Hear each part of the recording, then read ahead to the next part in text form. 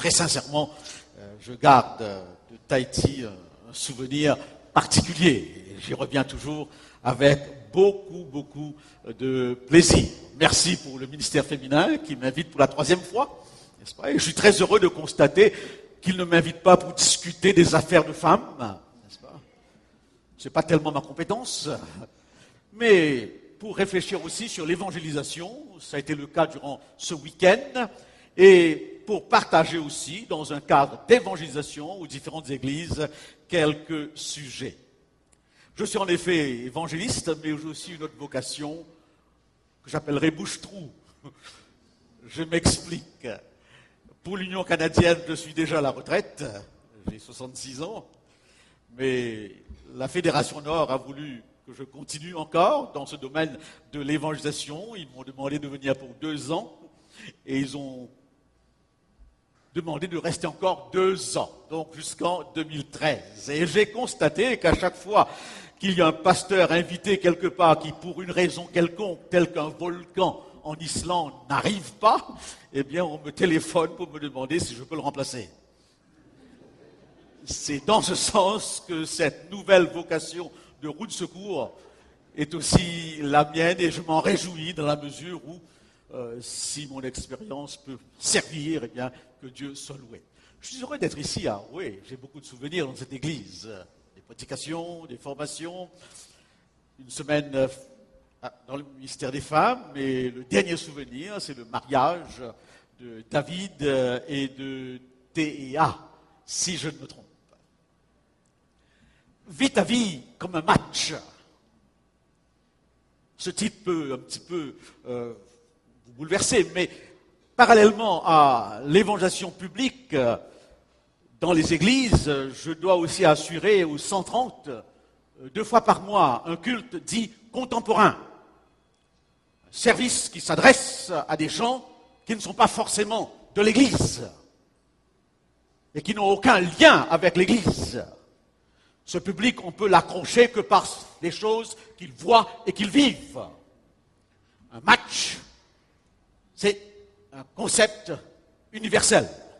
Voilà donc dans quel sens nous voulons, derrière ce concept, pour nos jeunes, de 7 ans à 77 ans, n'est-ce pas, eh bien, réfléchir sur des aspects religieux. Professeurs, philosophes, théologiens, pasteurs et même hommes et femmes de la rue ont suggéré plusieurs métaphores pour la vie, pour exprimer la vie. La première métaphore que j'aime beaucoup, c'est la métaphore de l'œuf. Un œuf, dans l'Antiquité, l'œuf a été un symbole universel de la vie. L'œuf de l'univers. Et je trouve ici 3 choses par rapport à la vie. Premièrement, c'est fragile. Il n'y a rien de plus fragile qu'un œuf. N'est-ce pas? Et la Bible confirme cette fragilité de l'existence. L'homme n'est qu'un souffle, une paille que le vent dissipe. Ma mère, qui est morte il y a une dizaine d'années, m'avait demandé de rester à son chevet jusqu'à son dernier souffle. Et je suis resté à son chevet jusqu'à son dernier souffle. À un certain moment, voyant, n'est-ce pas, que sa respiration était haletante, j'ai fait venir les infirmières et qui m'ont dit, elle va partir. Restez là. Et en effet, après un certain temps, j'ai entendu ce dernier souffle.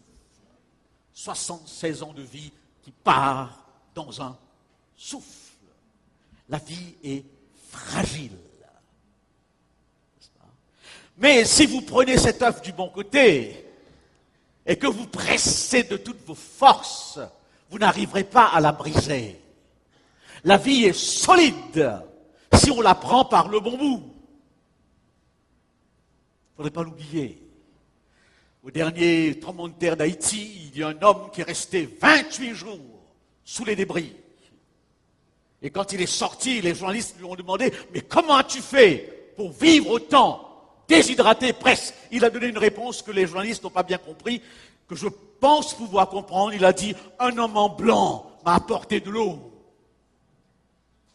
Ma fille Shirley a composé un chant sur cet homme en blanc. Mais 28 jours. Et je pense à ces enfants miraculés du Mexique, ces bébés qu'on avait retrouvés après 10 jours sous les débris. La vie est solide. J'ai des amis, n'est-ce pas, que les médecins ont condamnés et qui vivent toujours, à l'encontre de toutes les prévisions médicales. Mais ce qui est extraordinaire, c'est que la vie, c'est un fait fade, elle est terne. Si vous allez en Suisse, vous verrez que les œufs qu'on vous vend sont colorés. Rouge, bleu, jaune, magnifique. Enfin, je suis resté plusieurs minutes à regarder ces œufs colorés. Il semble que les couleurs se vendent plus facilement. C'est à nous de colorer notre vie. C'est à nous d'apporter le décor dans notre vie. Cette femme, Hélène Keller, modèle pour l'humanité entière, aveugle, muette, sourde, qui, lorsqu'elle a fêté ses 70 ans à la Maison Blanche, aurait dit aux journalistes, je voudrais vivre encore 100 ans. 100 ans, aveugle, muette et sourde. Elle a su trouver les couleurs de sa vie malgré ses handicaps. L'homme de science le plus intelligent du globe actuellement a pour nom Richard Hawkins. Il est cloué sur sa chaise roulante, paraplégique jusqu'au bout. Il ne parle pas. Il fait ses conférences grâce à des ordinateurs, qu'on a su adapter à sa condition. La vie est fragile, elle est solide, à nous de la décorer. Mais on a aussi suggéré comme métaphore le voyage. Pour nous, la vie est un voyage, n'est-ce pas? Poussons au bord, matelot, droit au port. Paul le dit, nous sommes des voyageurs. L'eau est parfois comme une coule gentiment, comme un fleuve tranquille. La mer est parfois une mer d'huile, mais tout à coup les vents s'amoncellent. C'est le tsunami, le bouleversement. Et cela peut avoir lieu en l'espace de quelques minutes. La vie, un voyage, avec 3 ports, chers jeunes. Pas facile d'accoster. Le premier port, celui d'une profession. Le deuxième port, le mariage. Et le troisième port, la religion. Beaucoup s'écrasent, littéralement, par rapport à ces 3 ports. Et Shakespeare, le dramaturge anglais, compare la vie à un théâtre.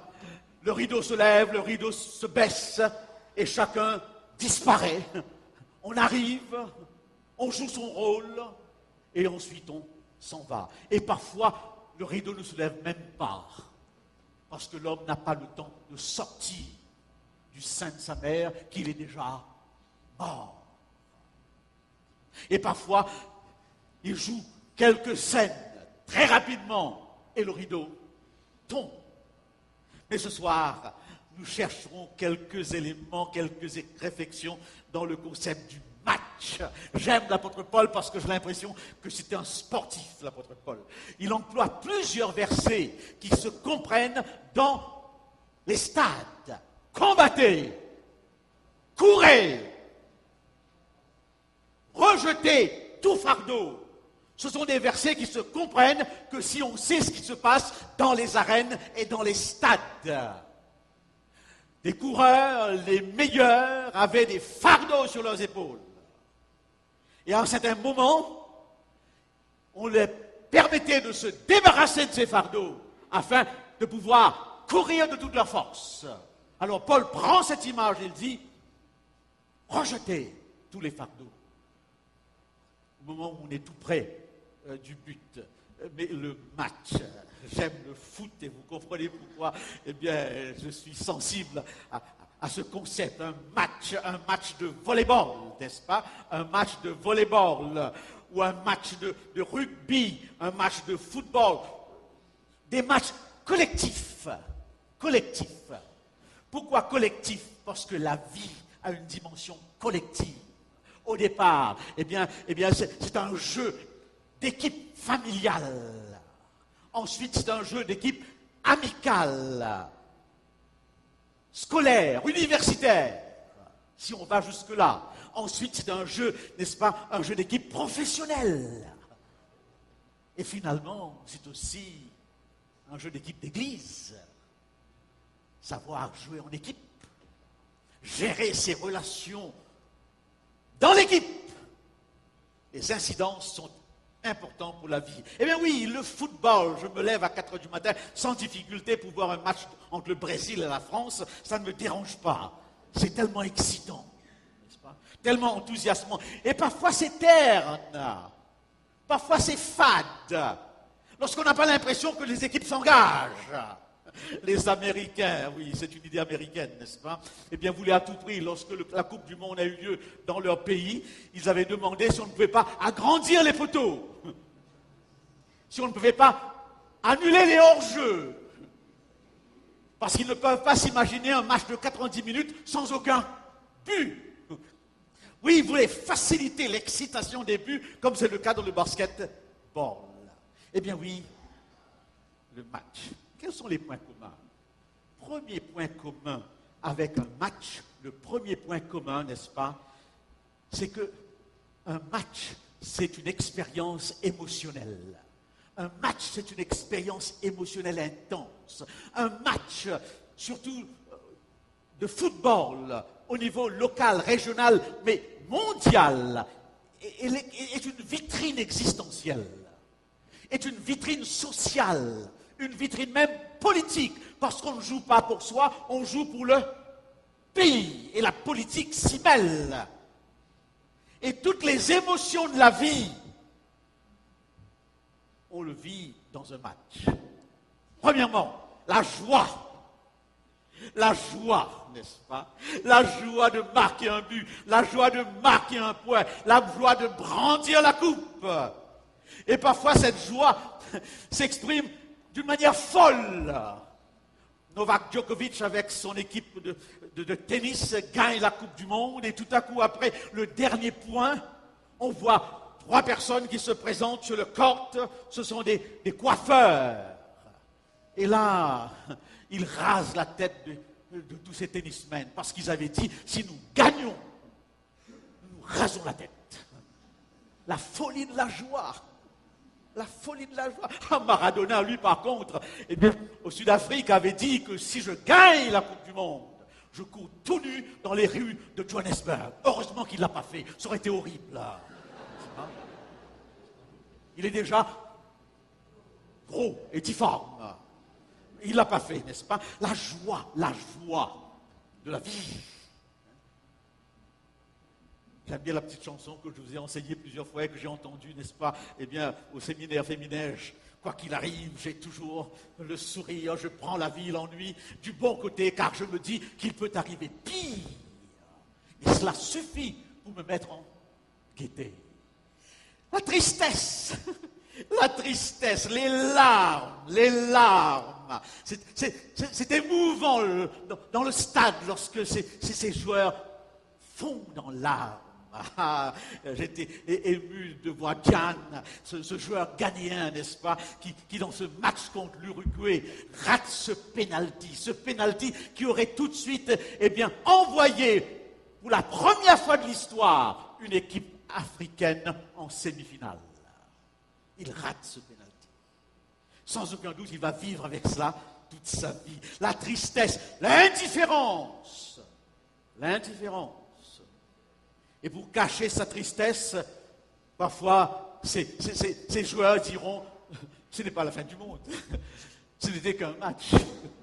Mais on voit bien sur le visage, eh bien, toute la frustration, la violence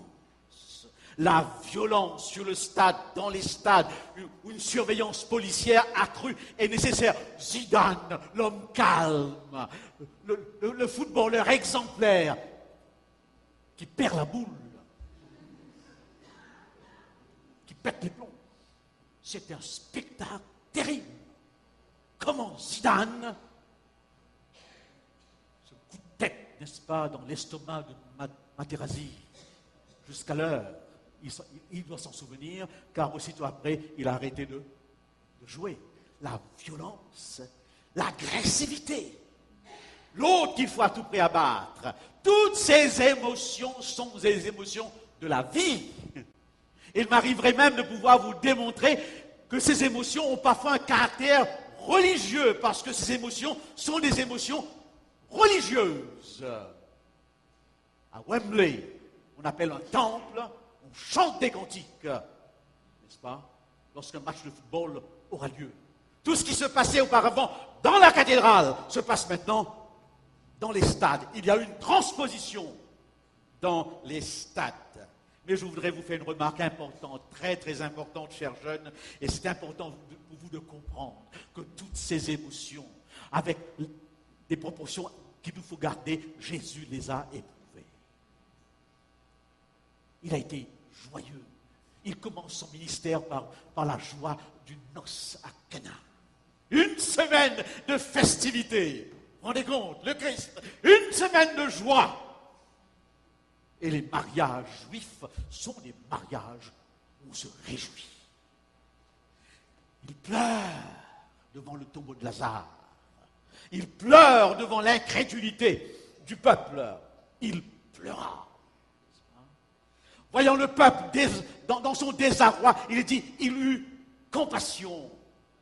Et dans ce temple, un jour, il a pris un fouet, il s'est fâché.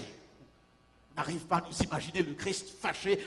On cherche toutes sortes d'interprétations de cet acte. Il renverse les tables de pierre, les tables de la loi, les tables du temple. Il était en colère pour le faire. Ce qui est extraordinaire, à la différence du Dieu hindou, impersonnel, du Dieu bouddhiste, impersonnel, du Dieu musulman, inaccessible, du Dieu juif, lointain, notre Dieu, en Jésus-Christ, éprouve toutes les émotions que nous éprouvons.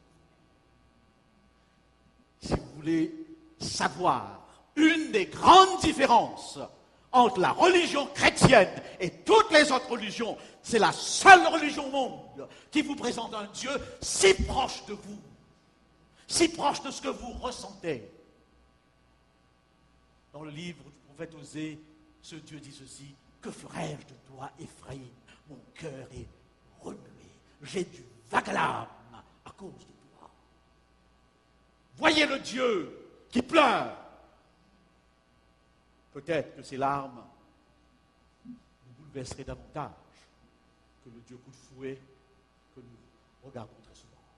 Eh bien oui, les émotions. Deuxième élément, n'est-ce pas? Je découvre dans un match 3 éléments essentiels. Premier élément, le temps. Premier élément, le temps. Ça compte dans un match. Deuxième élément, la surface. La surface, le terrain, l'espace. Troisième élément, les règles. Pas de match sans qu'il y ait des règles, n'est-ce pas? Essayons très rapidement de voir cela. Le temps, n'est-ce pas?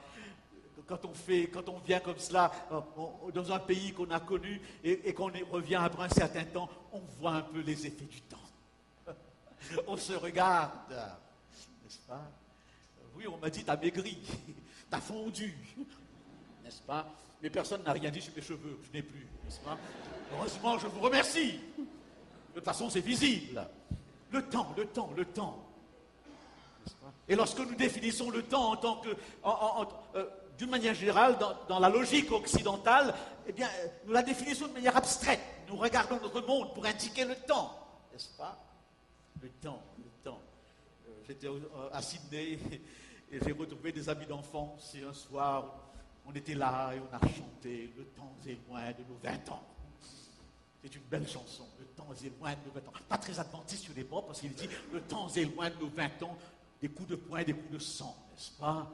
Et, bref, je ne vais pas continuer, mais on chantait pour exprimer que ce temps n'est pas là. D'ailleurs, je me suis rendu compte très facilement, j'ai beaucoup d'anciens étudiants à Sydney, il y en a un qui a appris, n'est-ce pas, que j'étais là, il est venu à l'église de Dandenong pour me saluer, j'étais avec une autre collègue de travail, et lorsqu'il est arrivé, il m'a regardé et dit « Karl, c'était un beau gosse. » C'était.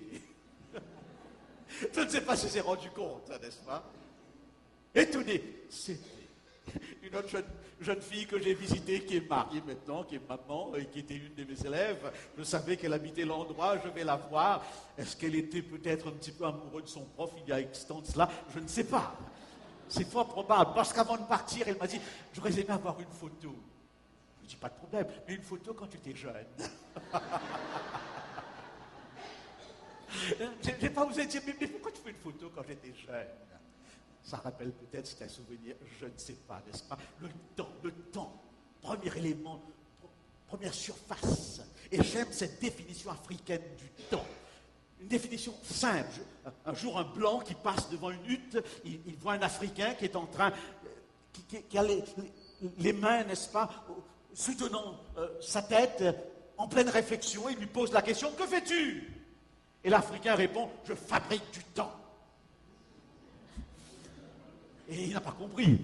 Il n'a pas compris. Il a dit, mais comment tu fabriques du temps? Il a répondu, je pense aux événements de ma vie.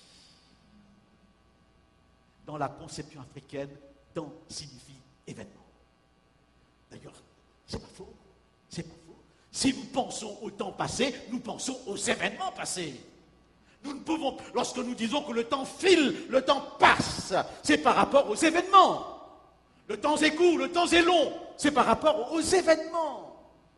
C'est pour cette raison que Salomon nous dira, il y a un temps pour tout, un temps pour toutes choses sous les cieux. Un temps pour tout sous les cieux. Et la nature respecte le développement, son développement par rapport au temps, sauf s'il y a des interventions extraordinaires. Et je crains que l'homme, la jeunesse très souvent, brûle les étapes du temps. Dans une société parfois où les limites n'existent plus, on va trop vite par rapport au temps et on paye les conséquences. Eh bien oui, il y a un temps pour tout. Il faut prendre le temps d'avoir le temps. C'est sans doute une des grandes malédictions de notre époque occidentale particulièrement. Nous sommes des hommes sans temps, des hommes et des femmes sans temps. S.A.N.S. Nous avons beaucoup de temps et même le temps de beaucoup faire à la condition de savoir saisir le temps présent. Saisir le temps présent. J'ai un frère qui est parti l'année dernière. On ne s'y attendait pas. Certains le connaissent, parce qu'il est aussi venu à Tahiti. Et depuis, je me suis dit, ça a été un peu le cas par ce voyage que je fais actuellement. Si j'ai l'occasion de voir ce que j'aime, j'en profiterai. Je n'attendrai pas demain, parce que demain ne m'appartient pas. Le temps présent. Le temps présent. Et c'est pour cette raison, n'est-ce pas, eh bien, ce texte que j'ai rappelé hier soir, dans une circonstance particulière, les jours des années s'élèvent à 70 ans, et pour les plus robustes, à 80 ans, sauf en cas exceptionnel. Ça peut paraître long, 70 ans. Mais lorsqu'on les regarde, on se demande comment se fait-il que ça s'est passé si vite. Et plusieurs parmi vous, un peu dans la catégorie d'âge que je suis, sont étonnés que ça s'est passé si vite. Autant suspend ton vol. Autant suspend ton vol. Arrête! Tu vas trop vite! Heureusement que l'apôtre Paul me rassure lorsqu'il dit « Ce temps passe et l'homme extérieur se détruit. » Il se détruit, ça se voit qu'il se détruit. On parle de lui en disant « C'était. » C'était, n'est-ce pas? Mais il dit aussi « Alors que l'homme intérieur se construit. » Même dans une enveloppe qui se chiffonne, qui se déchire, l'homme intérieur reste avec l'espérance, la joie de vivre qu'il a reçue. C'est ça le christianisme. Eh bien oui, le temps. Et Jésus nous dit, Dieu nous dit, Jésus nous dit, Paul nous dit, aujourd'hui, si vous entendez sa voix, n'endurcissez pas votre cœur. Il y a toujours cette dimension maintenant par rapport à l'éternité. Aujourd'hui, maintenant, n'attends pas demain, ça risque d'être trop tard. Je me rappellerai toujours de ce sermon que j'avais fait dans une église quelque part, qui avait organisé ce qu'on appelle de temps en temps des journées retrouvailles. Et alors, et je prêchais sur un thème, un titre d'un film, il faut sauver le soldat Ryan. Et une jeune fille avait mis ensuite sur la liste des personnes pour lesquelles il fallait prier un nom, le nom, n'est-ce pas, d'un parent qui ce soir-là même, à la suite d'un accident, a disparu. Trop tard. Trop tard. Nous avons donc maintenant une autre surface qui est bien délimitée. Eh bien, aucun match ne peut se dérouler en dehors d'un stade, en dehors d'un terrain, en dehors d'un temps qui est bien délimité. Si le terrain est trop boueux et qu'on ne voit pas les lignes, les signes, le match est arrêté. Il ne pourra pas se dérouler. Et l'apôtre Paul, je vous rappelle ce texte de l'apôtre Paul, que votre être tout entier, l'esprit, l'âme et le corps soient retrouvés irrépréhensibles devant Dieu. La première surface, c'est la surface physique. La surface physique qui nous permet de nous exprimer, qui permet de nous identifier. Et si je vous dirais, dans cette surface physique, quel est l'élément le plus évident, le plus important? Peut-être vous chercherez très très loin. Je vous dirai tout de suite, c'est votre peau. Votre surface visible, touchable, c'est la peau. Si on levait cette surface de peau, vous vous rendez compte, tout ce qui sortirait. Tout partirait. Est-ce qu'on on a déjà réfléchi, n'est-ce pas, que la peau représente pour l'homme la première surface. N'est-ce pas? Et c'est pas pour rien que vous diriez de quelqu'un jeté dans la peau. Je vous arrive à dire ça, quelqu'un, tu sais, jeté dans la peau. Ou alors, je suis bien dans ma peau, n'est-ce pas?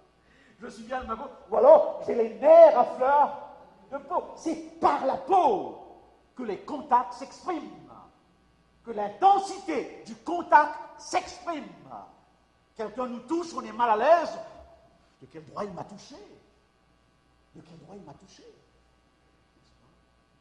Il y a un respect de sa peau, si important, par rapport aux relations. Oui, respect profond, parce que c'est l'endroit où l'affection se vérifie, où le respect, où la violence, où les abus aussi se manifestent. Surface physique. Et bien sûr, c'est tout le physique. C'est tout ce qui concerne le physique. Et là encore, si certaines lois ne sont pas respectées, eh bien nous pouvons faire naufrage. L'apôtre Paul parlait de ceux qui ont pour Dieu leur ventre. C'est le physique qui prend le dessus, n'est-ce pas? Ils peuvent chanter ce petit chant que j'ai entendu une fois dans un camp scout, petit, enfin vous chantez comme ça juste pour rire, petit ventre, réjouis-toi, tout ce que je fais c'est pour toi. Le physique. Certains vivent simplement, suivant ce slogan, métro, boulot, dodo. On pourrait ajouter métro, boulot, map. Le corps, qui est important, très important, n'est-ce pas? Que votre être tout entier, l'esprit, l'âme et le corps, le physique, soient conservés irrépréhensibles.